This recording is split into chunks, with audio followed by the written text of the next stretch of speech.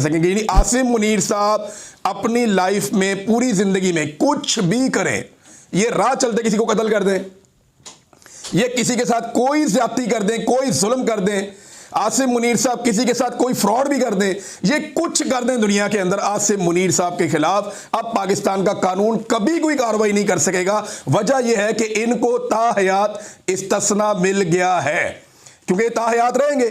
देखिए ना, इस्तिस्ना तो ओहदे को मिला है और ओहदा इन्होंने लिख दिया कि ताहयात रहेगा और ओहदे के साथ मुराद भी ताहयात रहेंगी। ये आगे आपको बात समझ, आगे चलें। अच्छा जी, कमांड खत्म होने के बाद की जिम्मेदारियां, यानी अगर इनकी कमांड खत्म हो जाती है, फर्ज करें कि आर्मी चीफ की मुद्दत पूरी हो जाती है, लेकिन फील्ड मार्शल वो शख्स सारी उम्र रहेगा, लेकिन आर्मी चीफ की मुद्दत खत्म होने के बाद जब शहबाज शरीफ एक नया आर्मी चीफ ले आएगा या नवाज शरीफ ले आएगा या इमरान खान ले आएगा, कोई भी, जब एक नया आर्मी चीफ आ जाएगा तब भी ये इख्तियार मौजूद रहेगा कि वफाकी हुकूमत इन अफसरान की आइंदा जिम्मेदारियां और फ़राइज़ कौमी मुफाद के तहत तय करेगी कि आइंदा जनाब इनसे हमने क्या काम लेना है या ये आइंदा क्या काम कर सकते हैं। ये है जनाब तमाम तरमीम। मैं सिर्फ एक आपको बता रहा हूँ, अभी मैं अदलिया वाले मामले पे नहीं गया, अभी मैं बाकी मामलात पे नहीं गया, अभी सिर्फ हम फोकस करते हैं कि आर्मी चीफ वाले मामले के ऊपर ये तरमीम क्या है और ये हो क्या रहा है और ये किया क्यों जा रहा है।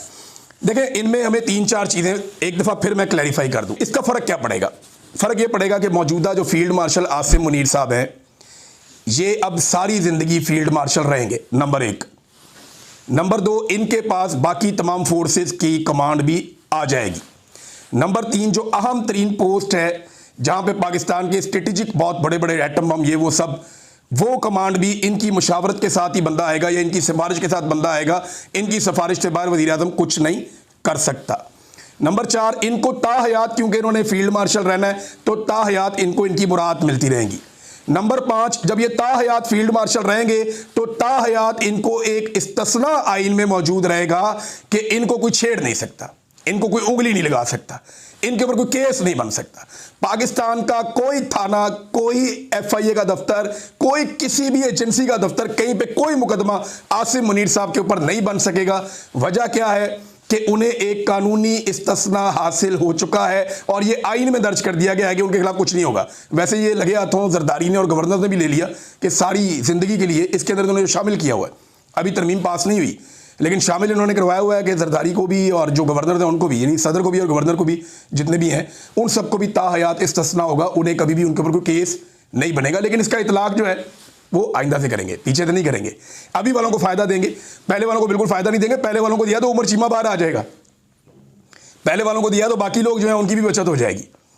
लिहाजा यहां पे ये आगे से चलेंगे, पीछे से नहीं चलेंगे। और ये भी इसमें सुनने में आ रहा है कि वजीर आजम को भी ये पेशकश जो है वो इसकी आइन के अंदर होगी। चले, अभी हम क्योंकि फोकस कर रहे हैं सिर्फ आर्मी चीफ के मामलात में, तो आखिरी चीज उसके अंदर ये रखी गई जो फाइनल है कि फील्ड मार्शल जब मौजूद रहेगा, जब बूढ़ा हो जाएगा, जब उसका दिल करेगा, दिल भर जाएगा कि यार मैं अब ये काम नहीं करता, आप दूसरा बंदा आर्मी चीफ ले आए, उसको लाकर लगा दें, फील्ड मार्शल मैं रहूँगा, मुराद मुझे मिलती रहेंगी और ना सिर्फ मुराद मिलती रहेंगी बल्कि मुझे इस्तिस्ना भी हासिल रहेगा, मेरे ऊपर किसी किस्म का केस भी नहीं हो सकेगा। ये चीज़ हो गई। लेकिन फिर एक शिक और रख दी गई कि हुकूमत तब भी इसको कोई काम देना चाहेगी तो दे देगी, यानी उसके बाद भी, रिटायरमेंट के बाद भी ये फिर भी काम करता रहेगा। लेकिन जो इसका फील्ड मार्शल का होता है उससे कभी रिटायर नहीं होगा। अब इसको आईनी तहफ़्फ़ुज़ दे दिया गया और अगर इन्हें कभी हटाना पड़ा तो वज़ीर आज़म से इख्तियार भी ले लिया गया। सदर, वज़ीर आज़म, किसी के पास कोई इख्तियार नहीं है। इनको हटाने के लिए आपको पूरा एक आईनी तरमीम करनी पड़ेगी, या तो 2/3 अक्सरियत से, या फिर जिस तरह सदर पाकिस्तान की इंपीचमेंट होती है वैसे आप फील्ड मार्शल को हटाएंगे। अब ये तो होगी नाज़रीन तरमीम। इस तरमीम की वजह क्या है ये आपको ज़रा समझना पड़ेगा। नंबर 1, इसकी वजह यह है कि आसिम मुनीर साहब को पूरा यकीन है कि इमरान खान वापस आ रहा है। उन्होंने सब कुछ करके देख लिया, लेकिन फील्ड मार्शल आसिम मुनीर को पूरा यकीन है, जैसे दिन की रोशनी में आपको दिन का यकीन होता है ना, ऐसे आसिम मुनीर साहब को पूरा यकीन है कि वो इमरान खान का रास्ता नहीं रोक पाएंगे।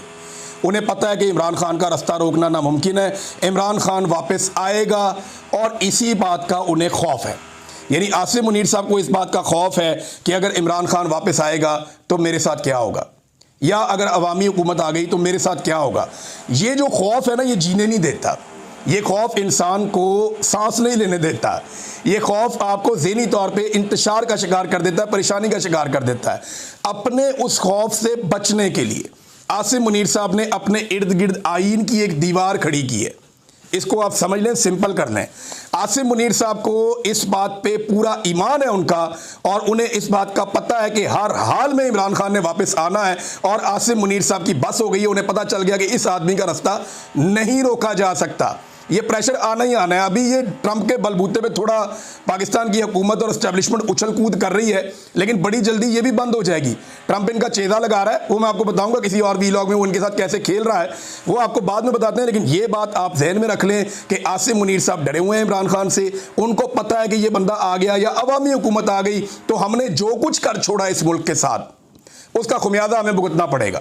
ये जो कुछ हमने इस मुल्क के साथ किया है, इस मुल्क के लोग और इसका कानून हमसे पूछेगा। तो अब उन कवानीन से बचने के लिए या उन चीज़ों से बचने के लिए एक तरीकाकार इख्तियार किया गया है कि एक आईनी दीवार खड़ी की गई है अपने इर्द गिर्द।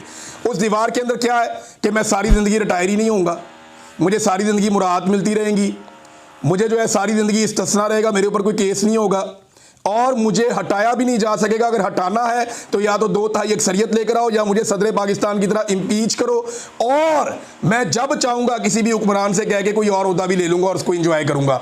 ये है आईनी तरमीम 27वीं में आर्मी चीफ की हद तक चीज़ें। अब इमरान खान साहब जो हैं उनके लिए आज सेलिब्रेशन का दिन है, और उनकी पार्टी के लिए भी एक तरह से, एक तो उन्हें इसकी मुखालफत करनी चाहिए फुल। ये फ़र्द वाहिद के लिए एक आईनी तरमीम हो रही है। ऐसा नहीं होता कि आप फ़र्द वाहिद के लिए आईनी तरमीम करें। आपने एक अजीब रास्ता खोल दिया है कि अब हर आर्मी चीफ जो आएगा वो फील्ड मार्शल बनना चाहेगा। फील्ड मार्शल बनने के लिए उसको या तो जंग करनी पड़ेगी अफगानिस्तान से या ईरान से या इंडिया से। चाइना से तो हम जंग लड़ नहीं सकते, तो या वो इंडिया से आके जंग करेगा या अफगानिस्तान से करेगा या वो ईरान से करेगा। फिर मीडिया के अंदर अपनी बल्ले बल्ले करवाएगा और उसके बाद जनाब वो अपने आप को फील्ड मार्शल बना लेगा। जब वो फील्ड मार्शल बन जाएगा तो यही सारा कुछ उसको भी मिल जाएगा। देखिए ना, आपने हर आर्मी चीफ के लिए रास्ता खोल दिया कि जब वो आए तो उसको फौरी तौर पे फील्ड मार्शल बनने के लिए एक जंग करनी होगी, और वो जंग में उतर जाएगा कौम को लेकर। कभी मैं तो फील्ड मार्शल बनना चाहता हूं, आर्मी चीफ तो इतना रह गया है, फील्ड मार्शल तो इतना बड़ा है। फील्ड मार्शल को तो इस्तिस्ना है, फील्ड मार्शल की तो मुराद ताहयात है, फील्ड मार्शल का ओहदा ताहयात है, फील्ड मार्शल पे सारी जिंदगी केस कोई नहीं हो सकता, फील्ड मार्शल को कोई वजीर आजम कोई किसी का बाप भी हटा नहीं सकता, लिहाजा उसको हटाने का तरीका भी बहुत मुश्किल कर दिया है। तो मैं तो बनूंगा फील्ड मार्शल जो आर्मी चीफ बनेगा, और फील्ड मार्शल बनने के लिए वो वही करेगा जो ज़रूरी है, यानी एक आधी जंग या लड़ाई करनी पड़ेगी, उसके बाद कोई फील्ड मार्शल का ओहदा मिलता है। अदरवाइज तो ऐसे फील्ड मार्शल का ओहदा कोई सड़कों पे तो नहीं मार देता रेडियो की तरह। यहाँ पे तो इस दफ़ा फील्ड मार्शल आसिम मुनीर साहब बन गए, जैसे भी बन गए। एयरफोर्स ने तैयारे गिराए इंडिया के, लेकिन ये कोई इतनी बड़ी जंग नहीं थी, हमने कश्मीर फतह नहीं किया, लेकिन वो फील्ड मार्शल बन गए। अब उस ओहदे का फ़ायदा उठाते हुए उन्होंने अपने लिए एक आहनी दीवार खड़ी की, और आइन से बनी हुई आहनी दीवार खड़ी की कि इमरान खान इस दीवार के पार आके मुझे ना मार सके। आप अंदाज़ा करें कि जेल में बैठा हुआ कैदी नंबर 804 इनके आसाब पे कितना सवार है। आज पहली मरतबा मुझे महसूस हुआ कि आर्मी चीफ हमारे जो हैं वो इमरान खान से डरते हैं। मुझे पहली दफ़ा एहसास हुआ। मुझे इससे पहले नहीं लगता था। मुझे लगता था कि शायद सिस्टम इनसे डरता है, सियासतदान इनसे डरते हैं, या ये इनको खौफ नहीं है इस बात का, यानी मुझे कन्फ्यूजन रहती थी। लेकिन आज मेरी कन्फ्यूजन दूर हो गई। जो मेरे सोर्सेज मुझे कहते थे ना कि ये दिन रात डरते हैं इमरान खान से, ये खौफजदा इमरान खान से, वो मुझे बार बार लोग जो हैं दावा करते थे मेरे सोर्सेज, और मैं सोचता था यार वाकई ये बात ठीक कर रहे हैं। तो 100% इमरान खान ने इनकी रातों की नींदें उड़ा दी हैं। इन्हें समझ नहीं आ रही कि इस आदमी से बचना कैसे है, क्योंकि उसके साथ अवाम की ताकत है, और सबसे बड़ी बात यह है कि अल्लाह रब्बुल इज़्ज़त उसकी मदद कर रहा है और उसकी इज़्ज़त में इजाफा कर रहा है, लोगों के दिलों में उसके लिए प्यार डाल रहा है। अब मैं एक चीज़ आपको और बताऊं, जितने भी लोग आज तक ताकतवर हुए हैं ना, वैसे पूरी तरमीम में आवाम के लिए कुछ नहीं है। अगर किसी को लगता है कि उनके लिए खुशखबरी निकलेगी, कुछ भी नहीं निकलेगा। ये अशराफिया की तरमीम है, उन्होंने आपस में मिलजुल के कर दी है। अदलिया का जो कचूमर निकला वो आपको अगले व्लॉग में बताऊंगा। लेकिन एक बात मैं आपको कैटेगोरिकली बता दूं कि जब भी कोई जालिम होता है ना, जब वो अपना पूरा बंदोबस्त कर लेता है, जब उसे लगता है कि अब उसे कोई छू भी नहीं सकता, जब उसे लगता है कि मैंने सारे अपने हर तरफ से दरवाजे बंद कर लिए हैं, जब उसे ये लगता है कि उसने बड़ी बड़ी फसीलें खड़ी कर दी हैं, जब उसे लगता है कि उसने एक ऐसा किला बना लिया है जिसे कभी कोई फतह नहीं कर सकता, तो तब अल्लाह रब्बुल इज़्ज़त मूसा को भेजता है। तब अल्लाह रब्बुल इज़्ज़त जो है वो अपना डंडा चलाता है, और अल्लाह रब्बुल इज़्ज़त का कानून हरकत में आता है। मैंने बड़े बड़े ताकतवर लोगों को मलिया मेट होते हुए देखा, तारीख की किताबों में पढ़ा कि जब वो मुतमईन हो गए और उन्हें लगा, और कुरान पाक में भी अल्लाह ताला कहते हैं कि अल्लाह ताला उस वक्त पकड़ता है जब वो वहमो गुमान भी नहीं होता उनका। कौमों को अल्लाह ने ऐसे पकड़ा कि जब उनका वहमो गुमान नहीं था, जो बड़े सरकश लोग थे, जब उनका वहमो गुमान भी नहीं था, उनको 1% भी इम्कान नहीं था, तब मेरे अल्लाह ने उनको पकड़ा बेखबरी में।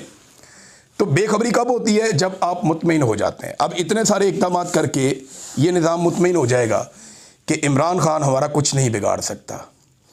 आप इमरान खान से तो लड़ ही नहीं रहे, आप तो लड़ रहे हैं 25 करोड़ पाकिस्तानियों से, और इमरान खान उन्हें सिर्फ लीड कर रहा है।